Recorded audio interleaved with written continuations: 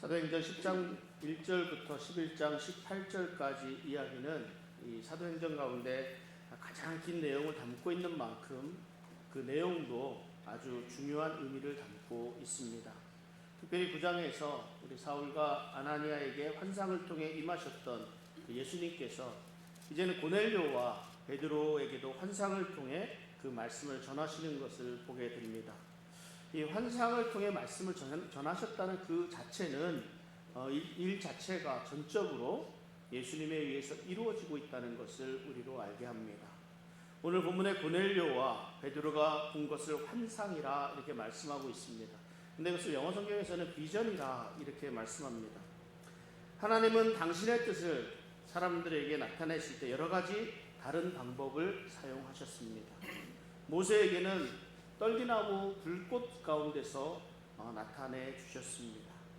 발람에게는 나귀를 통해서 말씀해 주셨습니다. 엘리야에게는 세미한 소리로 나타내 주셨습니다. 하나님은 다양한 방법으로 자신의 뜻을 우리에게 전달하셨습니다. 오늘날 우리에게도 하나님은 다양한 방법으로 전해주시는 말씀들이 있습니다. 그 방법은 각각 다를 것입니다. 우리가 어떻게 하나님의 음성을 들을 수 있겠는가, 여기에 대해서는 우리가 깊이 훈련되어야 합니다. 하나님 말씀인 성경을 통해서 주시는 것이 대표적인 것이고, 또 때로는 주변의 상황과 사건을 통해서 우리에게 하나님의 뜻을 전하여 주십니다. 이 모든 것들이 성경을 통해서 확인되어져야 할 것입니다. 또한 말씀을 듣고 깨닫고 반응하는 이 모든 것들이 전적으로 우리들에게 달려있음을 우리는 알아야 합니다. 비전이라는 말이 우리에게 주는 의미는 사뭇 다른 의미를 주고 있습니다. 우리가 앞으로 어떻게 나아가야 할 것인가, 또 우리의 미래는 어떻게 될 것인가. 사람들은 큰 비전을 품으라고 말을 합니다. 그러나 이 비전은 내가 갖고자 해서 갖는 것이 아닙니다. 내가 세우는 것이 아닙니다. 하나님이 보여주시는 것이 비전입니다. 어떤 목사님이 교회에 새로 부임하셔서 그 이후에 비전을 세운다고 하시면서 몇백 명의 성도, 몇 개의 개척교회를 내겠다, 몇 명의 선교사를 파송하겠다, 이런 비전을 세우기도 합니다. 그런데 이런 비전의 의미는 하나님의 뜻을 품는 것이거든요. 내가 품고자 하는 것이 아니라, 내 뜻을 세우는 것이 아니라 하나님이 원하시는 것이 무엇인지를 바로 알고 하나님의 뜻을 품는 것이 비전입니다. 예루살렘 교회의 제자들에 대한 하나님의 뜻은 이제 유대인들이 두르고 있던 벽을 허물고 땅끝까지 복음을 들고 나가라는 이 교회의 사명, 이것을 이루어 나가라는 말씀입니다. 우선 하나님은 이들이 지키는 율법으로 막혀 있었던 이방인과의 교류의 벽을 허물기를 원하셨습니다. 그래서 베드로를 통해 이 환상을 보여주셨습니다. 사울의 회심이 이방인의 사도를 세우기 위한 기초였다면, 오늘 본문의 중심인 이 고넬료의 회심은 교회의 확장을 통해서 이 복음이 이방인들에게까지 전해지기 위한 중요한 단계라고 할 수 있습니다. 그런데 우리가 먼저 생각해 봐야 될 말씀이 있습니다. 사도행전 10장 14절에 이렇게 말씀합니다. 베드로가 이르되 주여 그럴 수 없나이다. 속되고 깨끗하지 아니한 것을 내가 결코 먹지 아니하였나이다. 그러니까 베드로의 이 말을 통해서 우리 초대교회 예루살렘 교회의 상황을 본다면, 이들은 이방인들을 받아들이는 것뿐만 아니라 이방인들에게 복음을 전하는 노력까지도 거부했다는 것을 알 수 있습니다. 예수님이 주신 명령이 무엇입니까? 예수님이 주신 명령은 예루살렘과 유대와 사마리아와 땅끝까지 이르러 증인이 되라는 것입니다. 그런데 이 제자들은 이 사실을 유대인들에게 한정짓고 있었다는 거예요. 그러니까 예수님이 강제로 이들을 흩으셨고, 사마리아에서도 복음이 전해지게 하셨고, 이제 본격적으로 이방인에게 복음의 문을 열라고 하십니다. 가이사랴에 있는 고넬료라는 백부장이 소개가 되는데, 사도행전 10장 1절 2절에 이렇게 말씀합니다. 가이사랴에 고넬료라 하는 사람이 있으니 이달리아 부대라 하는 군대의 백부장이라. 그가 경건하여 온 지방과 더불어 하나님을 경외하며 백성을 많이 구제하고 하나님께 항상 기도하더니. 1절에서는 군대의 백부장이었던 이 고넬료의 외적인 신분을, 또 2절에서는 그의 사람 됨됨이를 소개하고 있습니다. 이 로마 백부장은 이방인들로 이루어진 도시에서 상당한 영향력을 가지고 있는 사람이었습니다. 그리고 또한 이 사람이 경건한 사람이라 이렇게 소개하고 있습니다. 고넬료는 경건한 사람이었습니다. 가난한 자들을 구제하고 정기적으로 기도하는 이 모습은 경건한 사람들의 전형적인 모습입니다. 또한 고넬료는 하나님을 경외하는 사람이었습니다. 하나님을 경외하였다라는 이 표현은 회당에 올라가고 유대인의 법을 따라서 따르는 이방인들을 가리키는 그런 아마도 전문적인 용어로 사용되었습니다. 그러나 고넬료가 완전한 개종자로 불리지 않은 것은 고넬료는 할례를 받지 않았습니다. 고넬료는 할례를 받지 않았을 뿐만 아니라 할례를 받지 않았을 뿐 유대인의 법을 따르고 하나님 앞에 경건한 사람이었다고 말씀하고 있습니다. 그런데 이러한 고넬료였지만 이러한 경건함만으로는 부족했다는 것이었습니다. 하나님은 고넬료가 복음을 이해할 필요가 있었기 때문에 베드로를 이 사람에게 보내주셨습니다. 사실 오늘날 이 고넬료와 같이 수많은 사람들이 교회는 다니지만 예수님을 모르고 있는 사람들이 너무나 많이 있습니다. 복음을 모르고 교회에 다니고 있습니다. 어느 목사님이 좀 놀라운 이야기를 전해줍니다. 이제 교회 다닌 지 어느덧 한 30년 정도 넘어가는 어느 권사님에 대한 이야기입니다. 그 권사님과 더불어 이제 처음으로 성경 공부를 시작하게 되었다고 합니다. 목사님 생각에 이 권사님이 늘 기도하시고 또 좋은 이렇게 경건하신 분이니까 우리가 교제하는데 좋은 교제 시간을 가지면 되겠다 생각했습니다. 그런데 함께 성경 공부를 하면서 알게 된 이 권사님의 모습에 참 놀랍다 하면서 이렇게 말씀하시는 거예요. 이 권사님은 세상에 권사님이 되시기 전까지 성경 공부란 걸 한 번도 해본 적이 없으시답니다. 성경 공부를 한 번도 안 해보셨대. 또 성령 충만, 은혜 충만해서 교회에서 다니기 시작했고 열심히 교회에 봉사하다 보니까 집사도 되고 권사도 되었다는 겁니다. 예수님께 무엇이든 기도하면 들어주신다 이렇게 말씀하시니까 기도도 열심히 했습니다. 복 받으려면 새벽 기도 가야 된다고 이렇게 하니까 새벽 기도도 빠지지 않고 다녔습니다. 그런데 이 권사님에게 예수 믿는다는 것이 무엇이냐고 물으니까 대답을 하지 못하더라는 겁니다. 권사님이 복음을 알지 못합니다.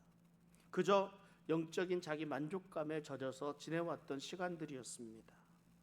경건한 사람이라고 인정을 받고 신실한 사람이라고 인정을 받았습니다. 그러나 참된 복음을 받아들이지는 못했습니다. 여러분, 최소한 내가 믿고 있는 내가 무엇을 믿고 있는지 정도는 우리가 알아야 합니다. 사도행전 10장 3절에 보면 하루는 제 9시쯤 되어 환상 중에 밝히 보매 하나님의 사자가 들어와 이르되 고넬료야 하니, 9시쯤에 환상을 보았다는 것은 유대인들이 정기적인 기도하는 시간에 기도하고 있었다는 말입니다. 이 고넬료는 기도하는 중에 환상을 보았습니다. 정기적으로 기도할 정도로 경건한 사람이 고넬료였습니다. 가난한 사람들을 위해 구제하고 온 유대 족속으로 인해서 칭찬을 받을 정도의 사람이었습니다. 그러나 이것만 가지고는 부족하다는 거예요. 구원을 받기 위해서는 우리가 예수 그리스도를 믿는 것 외에는 다른 것이 없기 때문에 그렇습니다. 하나님께서 고넬료에게 이 베드로를 청하라 하시니까 고넬료는 그 말씀에 그대로 순종합니다. 그 이튿날에 베드로 또한 기도하러 지붕에 올라갔습니다. 이때 환상을 보게 됐습니다. 비몽사몽간에 보이는 환상은 큰 보자기 같은 그릇이 땅에 내려왔는데 그 안에는 땅에 있는 각종 네 발 달린 짐승과 기는 것과 공중에 나는 것들이 있었습니다. 그리고 소리가 있어서 베드로야 일어나 잡아 먹어라 이렇게 말씀하셨습니다. 그런데 베드로가 이를 거부합니다. 두 번째 소리가 있어서 하나님께서 깨끗하게 하신 것을 내가 속되다 하느냐, 그렇게 하지 말라 말씀하셨습니다. 이런 일이 3번 있은 후에 그릇이 하늘로 올라가는 환상을 보았습니다. 레위기 11장에는 부정한 음식들에 대해서 자세하게 설명해 주시고 있습니다. 그러니까 베드로의 반응으로 보아서요, 그 보자기에 쌓여 있던 짐승들은 네 발 달린 짐승과 기는 것과 공중에 나는 것들, 이 가운데서도 부정한 것들이 많이 포함되어 있었던 것으로 생각이 됩니다. 그러니까 유대인들은 이러한 부정한 음식물을 먹을 수 없었기 때문에 이방인들과 함께 밥 먹는 것조차도 어려웠습니다. 그런데 베드로에게 이 부정한 것들을 먹으라 하십니다. 그 이유로 무엇이라 말씀하십니까? 하나님께서 깨끗하다 하신 것을 네가 속되다 하지 말라 말씀을 주셨습니다. 베드로는 이 환상을 통해서 하나님이 이스라엘만의 하나님이 아니시라는 것을 알아야 했습니다. 이스라엘 밖에서도 역사하시는 하나님이심을 알아야 했습니다. 그런데 베드로가 이 환상만을 가지고는 이것을 이해하지 못합니다. 무엇 때문이겠습니까? 이 유대인으로서 베드로가 가지고 있는 유대인의 전통 때문에 그렇습니다.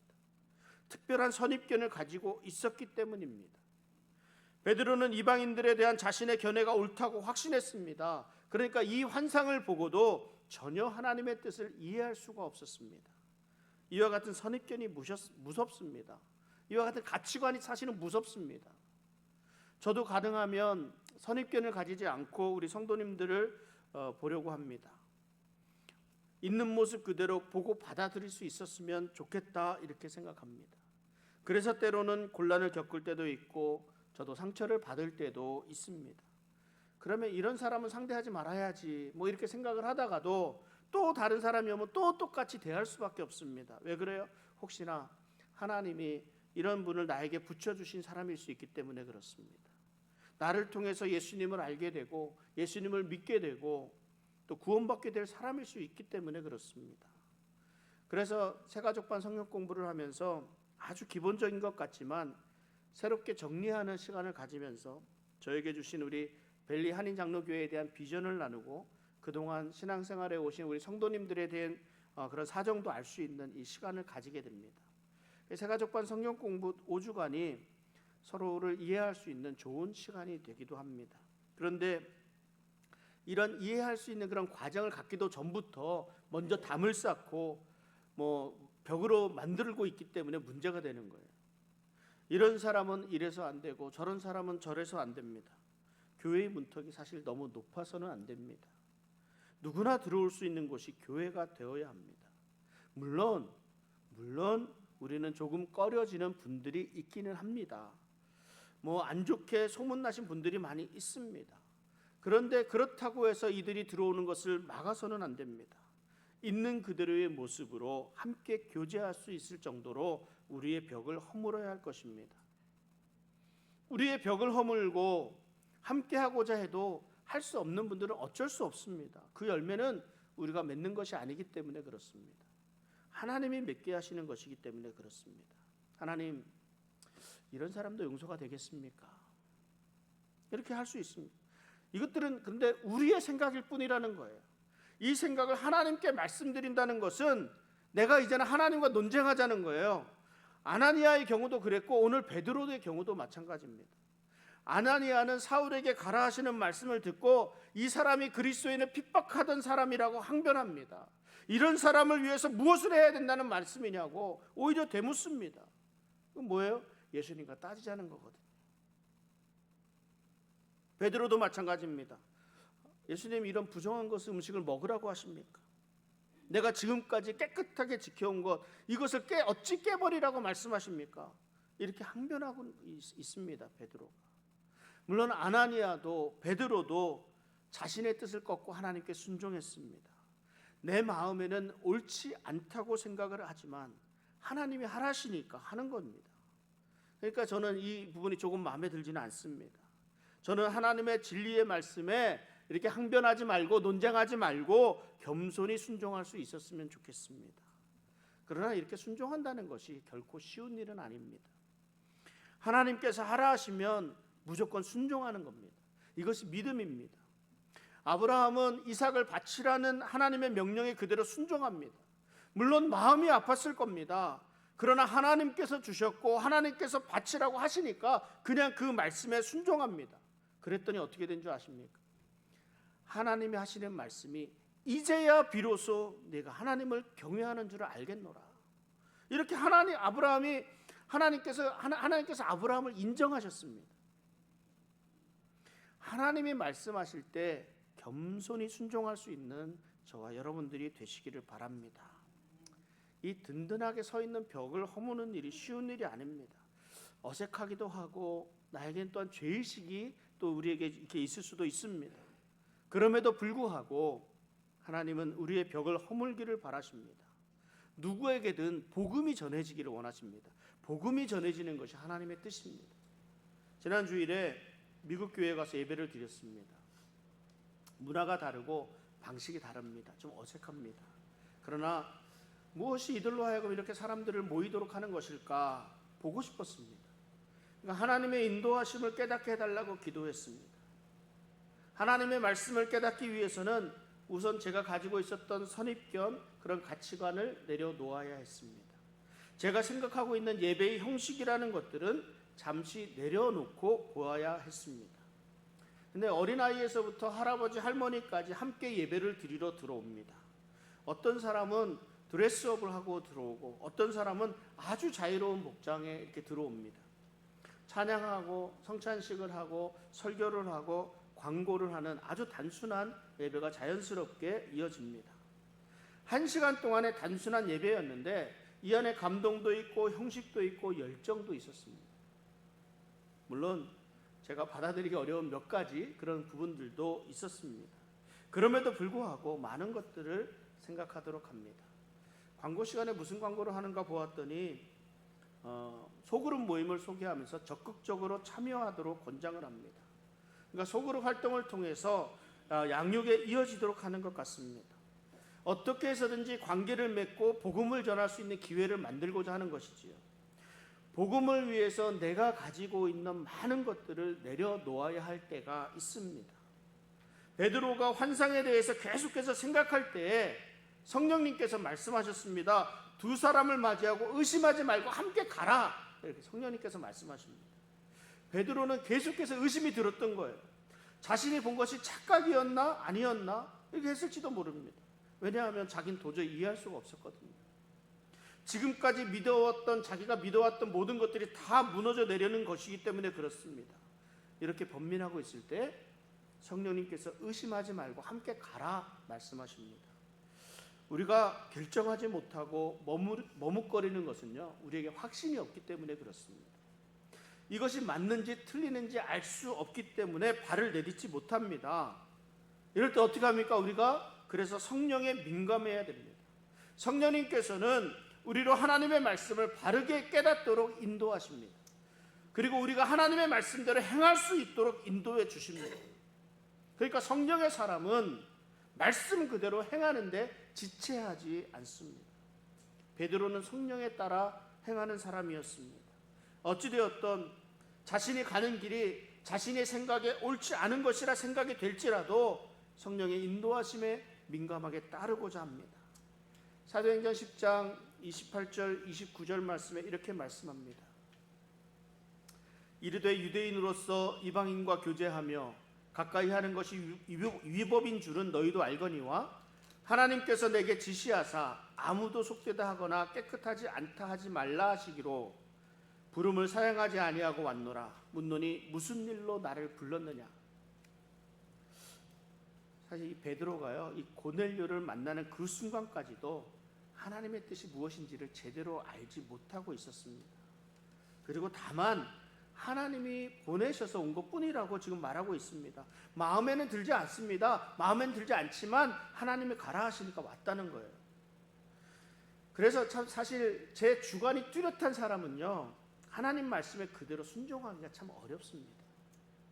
그런데 이것이 하나님 앞에서 참 무의미합니다. 이것이 교만한 겁니다. 하나님과 논쟁하려고 하지 말고 하나님이 하라 하시는 그대로 순종하면 그 결과는 하나님이 주관하십니다. 그런데 우리들은 마치 내가 하나님인 것처럼 말을 합니다. 내 생각에는 이것이 확실하다 말합니다. 하나님을 내 머리로 제한해서는 안 된다는 거예요. 하나님은 내가 생각하는 것 그 이상으로 생각하시고 우리의 상상을 넘어서시는 하나님이심을 우리가 믿어야 합니다. 무엇이든 알고 나면 쉽습니다. 그렇잖아요. 알고 나면 참 쉽습니다. 넌센스 퀴즈가 있습니다. 이 넌센스 퀴즈라는 것은요, 참 어려운데 답을 알고 나면 아무것도 아닙니다. 너무 쉬워요. 그러나 아무것도 모르고 시작하면 쉽지가 않습니다. 넌센스 퀴즈 하나 낼게요. 우리 성경 인물들 가운데서요, 시험만 봤다 하면 100점 맞는 사람이 있습니다. 누굴까요? 죄송합니다. 영어 회중들은 풀 수 없는 문제입니다. 영어 회중들은 죄송합니다. 누굴까요? 몰라요? 제가 이거 선물 주려고 초콜릿까지 갖고 왔는데 초콜릿. 성경 인물 중에서 시험만 봤다 하면 100점을 맞는 사람 몰라요? 그러면 초콜릿 하나는 제 걸로 킵하겠습니다. 미리암. 미리 알고 있으니까 100점 맞죠. 그냥 지나가려고. 한 가지 더 할까요? 성경 인물 중에서 거지 근성이 가득한 사람이 있습니다. 성경에 나오는 사람 중에서 누굴까요? 제가 영어 회중은 안 된다 그랬어요. 그러니까 한국말로 해야 되는 거예요. 막달라 말이야. 막달라 그래요. 막달라. 나중에 여기 하나 가져가세요. 여기 하나 있습니다. 이제 어떻게 하시는지 아셨죠? 어떻게 하시는지 아셨죠? 그러면 하나만 더 드릴게요. 성경 인물 가운데서 딸을 가장 많이 낳은 사람. 딸을 가장 많이 낳은 사람. 뭐 자식들 많이 낳고 싶잖아요. 딸 가장 많이 낳은 사람. 몰라요? 그러면 하나 또 제가 가집니다. 딸을 답을 말씀드릴까요? 막달라 마리아.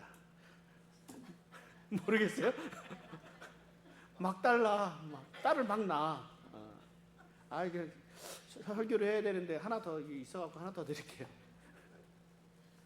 동풍이 불면, 동쪽에서 바람이 불면 엘리사의 머리카락은 어디로 날리겠습니까? 이거 영어 회중들도 할 수 있어요. 동쪽에서 바람이 불면 엘리사의 그런 것은 어디로 날아갈까요? 영어 회중들에게만. 로버트? No? 유신? No? No? 누구예요? 엘리사는 머리가 없어서 흔들리질 않습니다. 나중에 이거 하나 가져가세요, 집사님. 네, 이렇게 우리가 알고 나면 너무 쉬워요. 알고 나면 쉽지만 모를 때 이렇게 참 어렵습니다. 우리가 지나온 일들이 있잖아요. 우리가 지나온 일들은 그래서 하나님이 나를 이렇게 인도하셨구나. 이것에 대해서 우리가 쉽게 이해할 수 있습니다. 그러나 앞으로 일어날 일들은 우리가 알 수가 없습니다. 그래서 우리에게 믿음이 필요합니다. 어떤 믿음일까요? 하나님께서 선한 길로 인도하신다라는 믿음입니다. 하나님께서 열어주신다 하는 믿음입니다. 베드로는 하나님이 가라 하셔서 고넬료를 만나러 왔습니다. 베드로는 무슨 일이 벌어질지 알 수가 없습니다. 그러나 고넬료는 부푼 기대감을 가지고 있었습니다.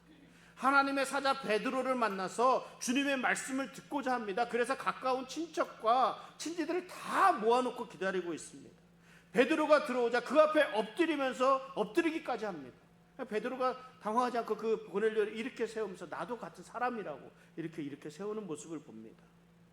고넬료는요, 하나님 앞에서 하나님의 말씀을 듣고자 준비된 사람입니다.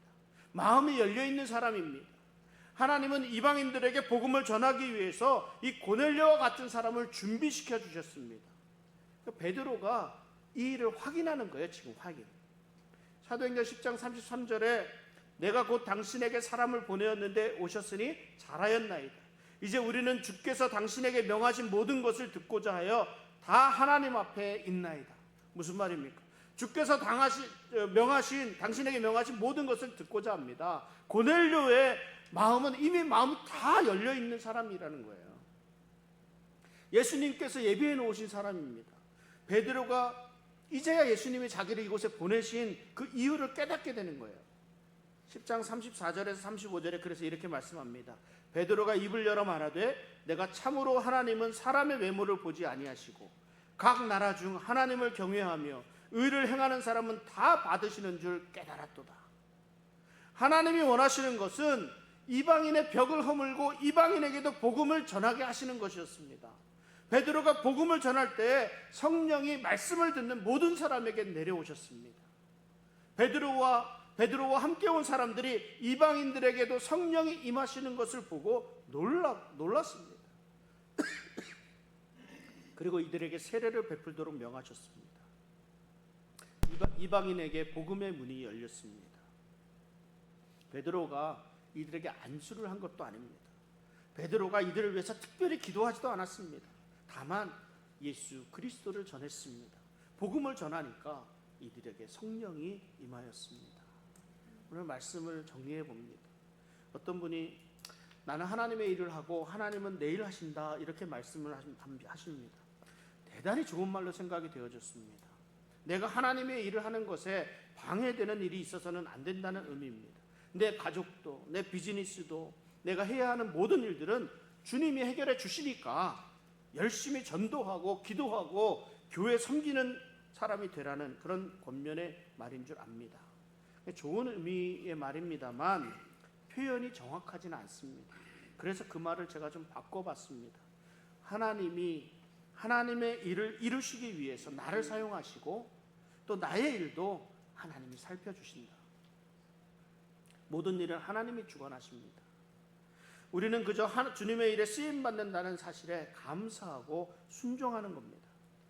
예루살렘에서 사마리아 지역으로 복음이 전해질 때도 예수님이 제자들을 강제로 흩으셨으므로 시작이 되었습니다. 이제 이방인에게 복음이 전해지기 시작하는 그 처음도 예수님이 경건한 사람 고넬료를 준비시키셨고 그 베드로를 통해 그 일을 시작하셨습니다. 모든 일을 주관하시는 분은 하나님이십니다. 내 안에 쌓아놓고 있는 벽이 복음을 전하는데 방해가 될 수 있습니다. 내 생각, 내 가치관, 내가 가지고 있는 선입견들로 인해서 우리 복음의 문이 닫혀서는 안 될 것입니다. 내 안에 있는 벽을 허물고 복음의 증인으로 최선을 다하는 저와 여러분들 되시기를 바랍니다. 그래서 겸손한 마음으로 말씀에 순종할 때 하나님이 풍성한 열매를 허락하실 줄을 믿습니다. 이 시간 우리 같이 좀 기도하겠습니다. 내가 가지고